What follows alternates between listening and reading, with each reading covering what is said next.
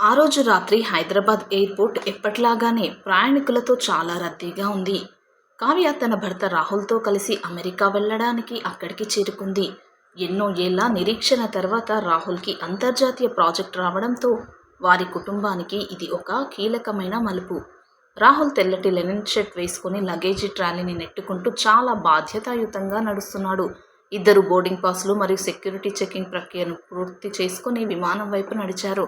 విమానంలో 14B, 14C సీట్లలో ఇద్దరూ పక్కపక్కనే కూర్చొని ప్రయాణానికి సిద్ధమయ్యారు. రాహుల్ తన ముఖ్యమైన పత్రాలను, పాస్‌పోర్ట్‌ను తన షర్ట్ జేబులో భద్రంగా పెట్టుకున్నాడు. ఫ్లైట్ టేకాఫ్ అయిన కొద్దిసేపటికే గత కొన్ని రోజులుగా పడిన ప్రయాణ అలసట వల్ల కావ్య సీట్ వెనక్కి వాల్చి కళ్ళు మూసుకుంది. క్యాబిన్ లైట్లు డిమ్ అవ్వడంతో విమానంలో ప్రశాంతమైన వాతావరణం ఏర్పడింది. కావ్య చాలా గాఢమైన నిద్రలోకి జారుకుంది. ఆ సమయంలో ఆమెకు ఎలాంటి అనుమానం రాలేదు.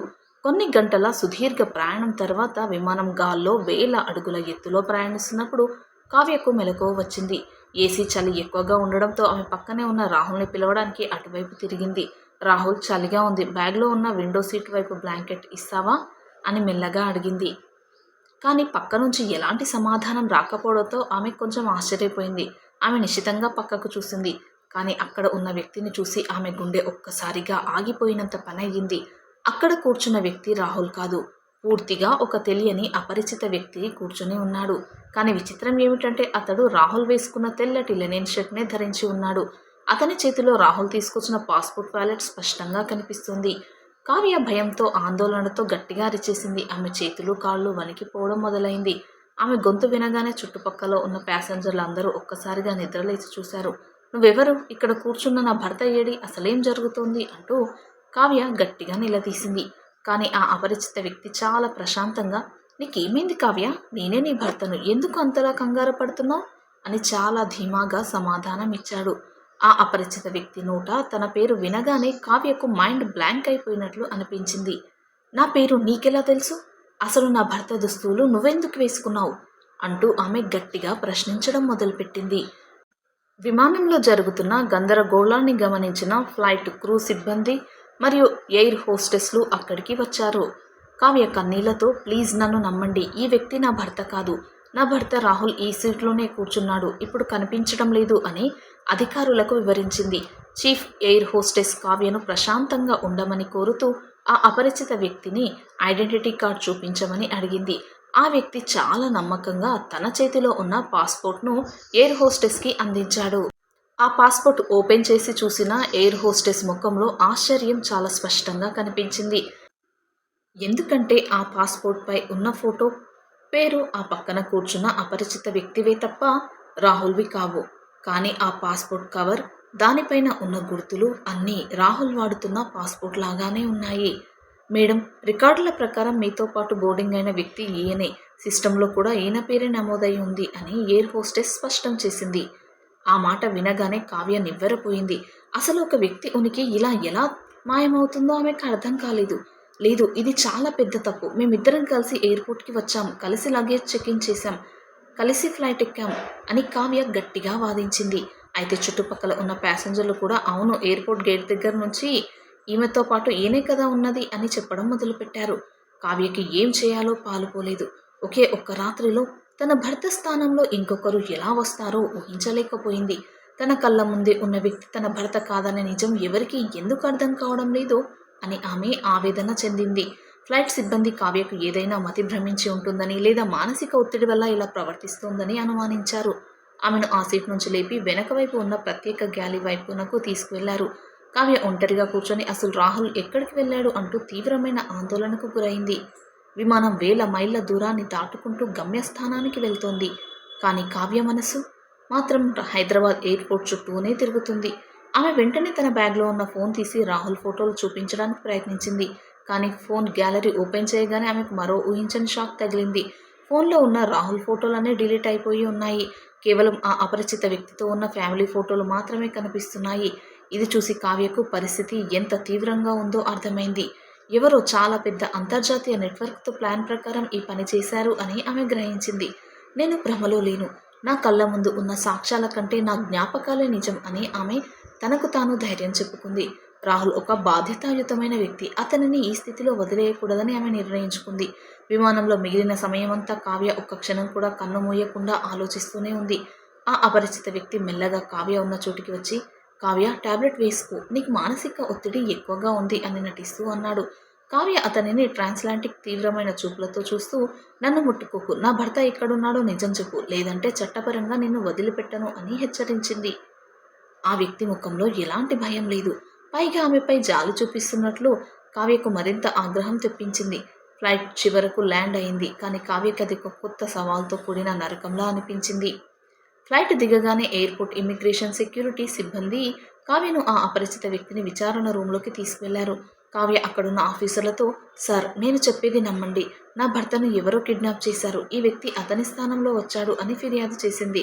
ఆఫీసర్లు ఆమె రికార్డులను, ఆధార్ మరియు ఇతర డాక్యుమెంట్లను ఆన్లైన్లో వెరిఫై చేశారు. అక్కడ కూడా ఆశ్చర్యకరంగా ఆ అపరిచిత వ్యక్తి వివరాలే భర్త కాలంలో అప్డేట్ అయి ఉన్నాయి. కావ్య తన నమ్మకాన్ని కోల్పోయే పరిస్థితికి వచ్చినా నిజం నిలకడ మీద తెలుస్తుందనే ఆశతో పోరాడాలి అని ఆమె నిర్ణయించుకుంది. ఎయిర్పోర్ట్ ఇన్వెస్టిగేషన్ ఆఫీసర్ కావ్య కళ్ళలో ఉన్న నిజాయితీని, ఆమె ఆందోళనలోని తీవ్రతను గమనించాడు. సరే మేడం, మీ అనుమానంలో ఎంతవరకు నిజం ఉందో తేలాలంటే మనం హైదరాబాద్ ఎయిర్పోర్ట్ సీసీటీవీ ఫుటేజ్ చూడాలి అన్నాడు. వారు వెంటనే హైదరాబాద్ ఇంటర్నేషనల్ ఎయిర్పోర్ట్ క్రైమ్ విభాగాన్ని కాంటాక్ట్ చేసి ఆ రాత్రి బోర్డింగ్ గేట్ మరియు ఎంట్రీ పాయింట్ వీడియో విజువల్స్ పంపమని అడిగారు. కొన్ని గంటల సుదీర్ఘమైన విచారణ మరియు నిరీక్షణ తర్వాత మెయిల్ ద్వారా ఆ సీసీటీవీ ఫుటేజ్ ఫైల్స్ వచ్చాయి. పోలీస్ ఆఫీసర్, కావ్య మరియు ఆ అపరిచిత వ్యక్తి అందరూ కలిసి ఆ పెద్ద స్క్రీన్ వైపు చూశారు. వీడియోలో కావ్య ఎయిర్పోర్ట్లోకి ప్రవేశించడం చాలా స్పష్టంగా కనిపిస్తోంది. ఆమె పక్కన ఉన్న ఒక వ్యక్తి ఉన్నాడు. అతని ముఖం కెమెరాకి సరిగ్గా కనిపించడం లేదు, కానీ అతను తెల్లటి లెనిన్ షర్ట్ వేసుకుని ఉన్నాడు. కావ్య స్క్రీన్ వైపు చూస్తూ, అదిగో ఆయనే నా భర్త రాహుల్, చూడండి సార్ అని గట్టిగా చెప్పింది. వీడియో ముందుకు నడుస్తోంది. ఇద్దరు సెక్యూరిటీ చెక్ ఇన్ దాటి లగేజ్ బెల్ట్ వైపు నుంచి బోర్డింగ్ గేట్ వైపు వెళ్లారు. బోర్డింగ్ గేట్ 22 దగ్గరికి వచ్చేసరికి ఆ తెల్లటి షర్ట్ వేసుకున్న వ్యక్తి కాసేపు వాష్రూమ్కి వెళ్తున్నట్లు సైగ చేసి వెనక్కి నడిచాడు. సరిగ్గా అదే సమయంలో కెమెరా యాంగిల్లో ఆ వ్యక్తి ముఖం చాలా స్పష్టంగా మరియు క్లోజప్లో కనిపించింది. ఆ ముఖం చూడగానే కావ్య ఒక్కసారిగా షాక్తో చేతులు నోటిపై పెట్టుకుంది. ఆమె కళ్ళ నుంచి కన్నీళ్లు ధారాలుగా కరిగాయి. ఎందుకంటే ఆ వీడియోలో ఉన్న వ్యక్తి నిజంగానే రాహుల్ కాదు, ఇప్పుడు తన పక్కన నిలబడిన ఆ అపరిచిత వ్యక్తి. ఇది ఎలా సాధ్యం?